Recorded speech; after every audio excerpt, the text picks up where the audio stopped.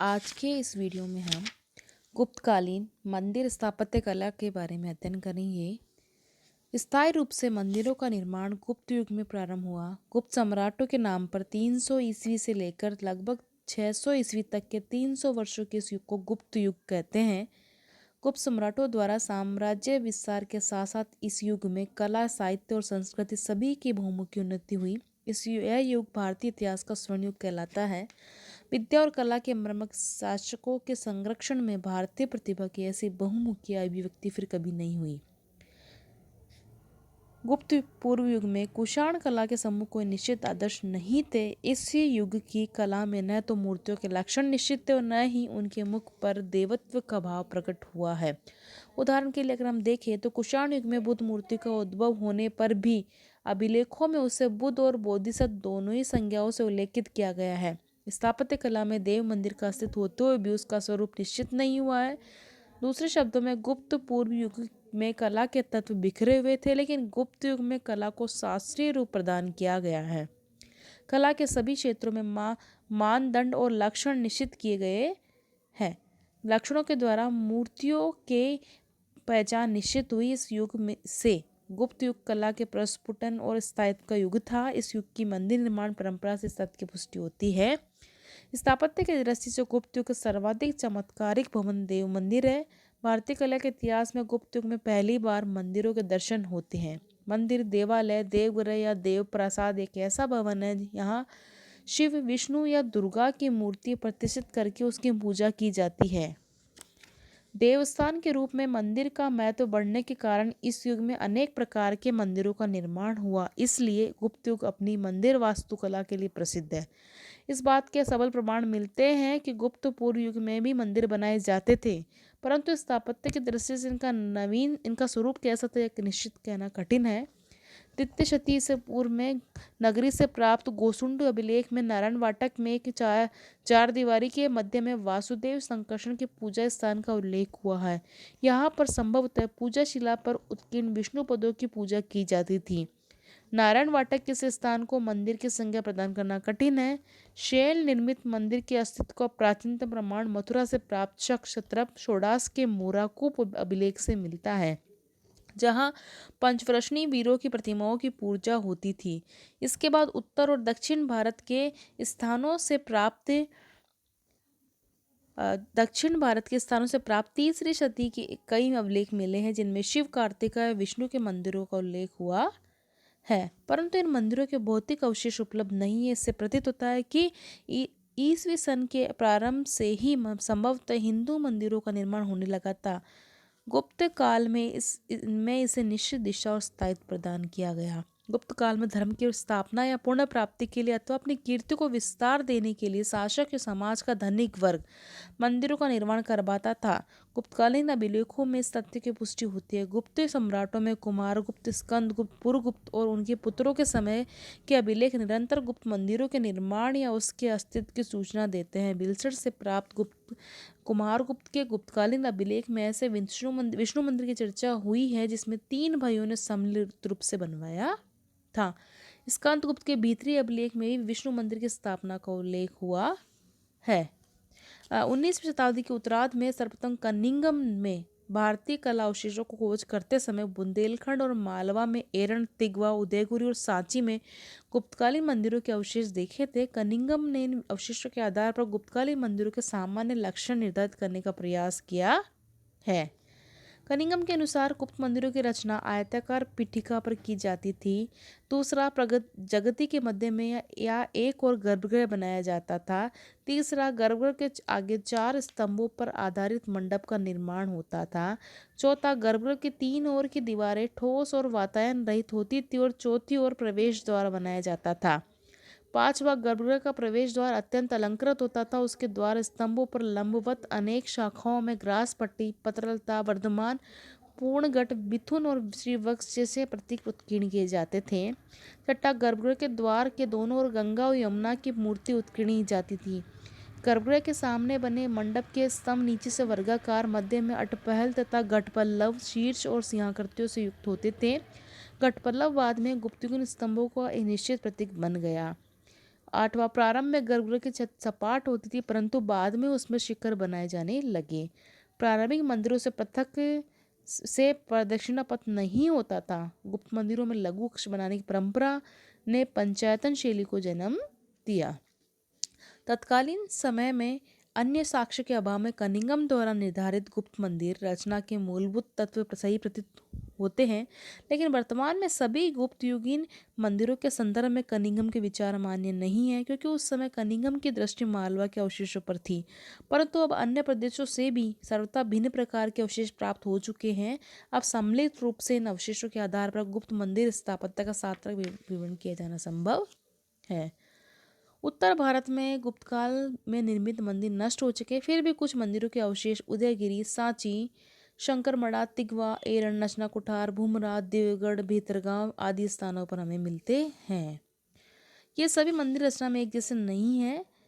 मुख्य मंदिर के अंदर हम बात करें तो सबसे प्रमुख आता है गुहा मंदिर उदयगिरी। वास्तुगत रचना की दृष्टि से गुप्त मंदिरों के अवशेषों में सबसे प्राचीन गुहा मंदिर है। इसका वर्गाकार गर्भगृह पहाड़ी के अंदर काटकर बनाया गया है। गर्भगृह के द्वार के सामने पत्थर की चिनाई और 4 स्तंभों पर आधारित छोटा सा मंडप बनाया गया है।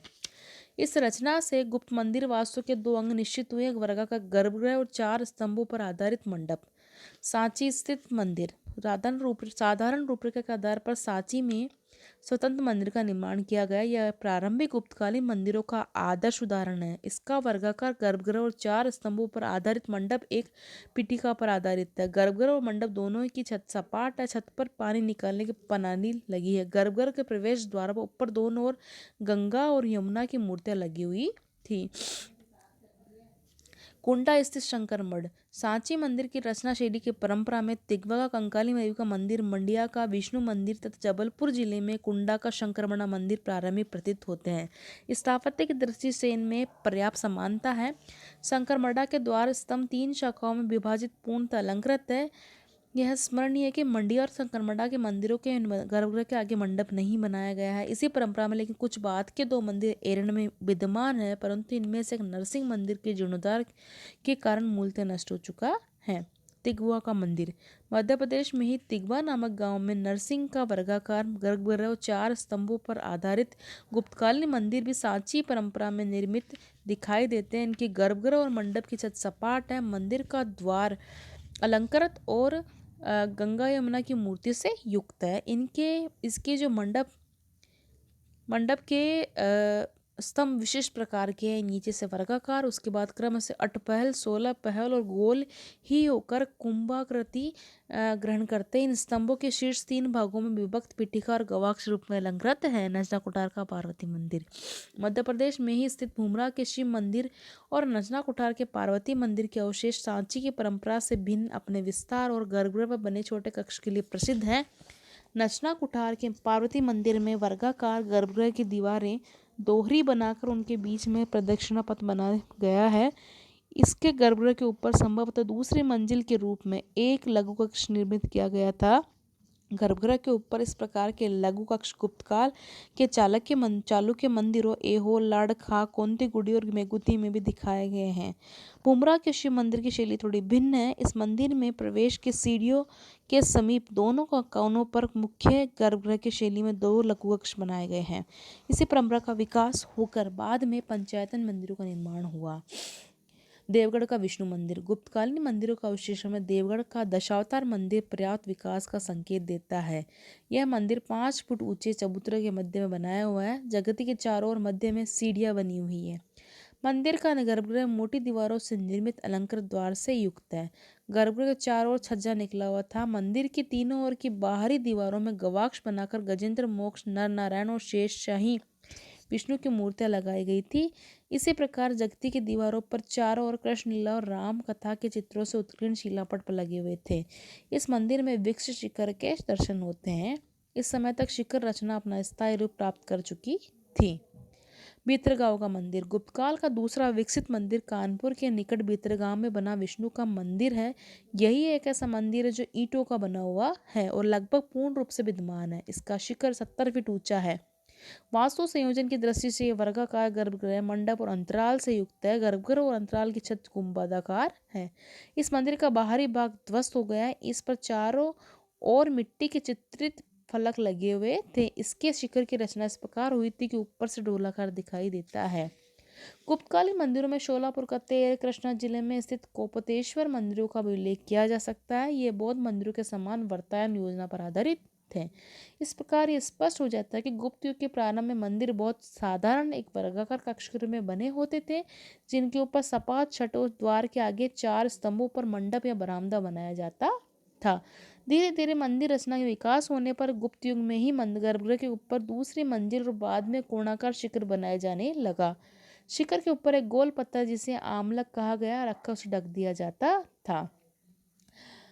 गुप्त मंदिरों के निर्माण में सबसे बड़ा परिवर्तन उनके गर्भगृह पर शिखर की रचना से प्रारंभ हुआ। कोणाकार शिखर की अवधारणा कैसी की गई और तकनीक की दृष्टि से उसकी रचना किस प्रकार प्रारंभ हुई, इसका निश्चित उत्तर देना कठिन है। वस्तुतः मंदिर की एक भवन के रूप में रचना गुप्तकाल की देन नहीं है। इस युग के पूर्व में भी यक्षों के आयतन निर्मित किए जाते थे। भरूच, सांची और अमरावती के रिलीफ चित्रों में यक्ष आयतनों और चैत्य गुहों के चित्र बने हुए हैं। संभवतः इन्हीं आयतनों के आधार पर हिंदू मंदिर बनाए गए होंगे।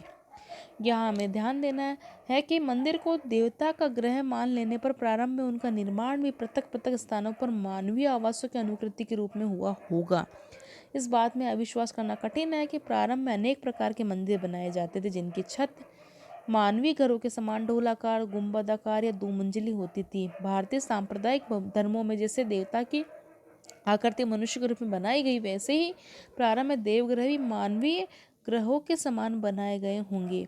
ये सभी सरल भवन थे, लेकिन विभिन्न धर्मों में देवता का महत्व बढ़ने पर मंदिर की रचना शैली में परिवर्तन हुआ।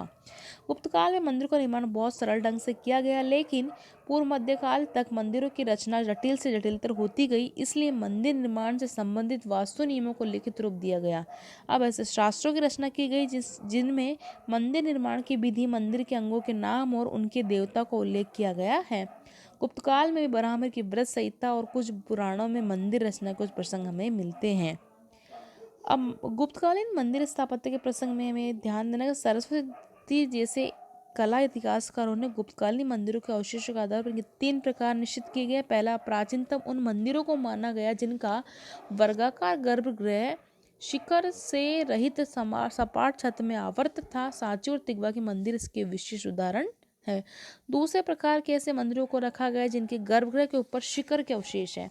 देवगढ़ और भितरगांव का मंदिर इसी प्रकार की रचना है। तीसरे प्रकार में नचना के पार्वती मंदिर के समान ऐसे मंदिरों को रखा गया जिनके गर्भगृह के ऊपर उसी के समरूप छोटे आकार का कक्ष बना हुआ है। इसे शिखर रचना की और अपना पहला कदम माना जा सकता है। इस वर्गीकरण से स्पष्ट कि शिखर के विकास क्रम को देखते हुए गुप्त मंदिरों का रचनाक्रम निश्चित करने का प्रयत्न किया गया है।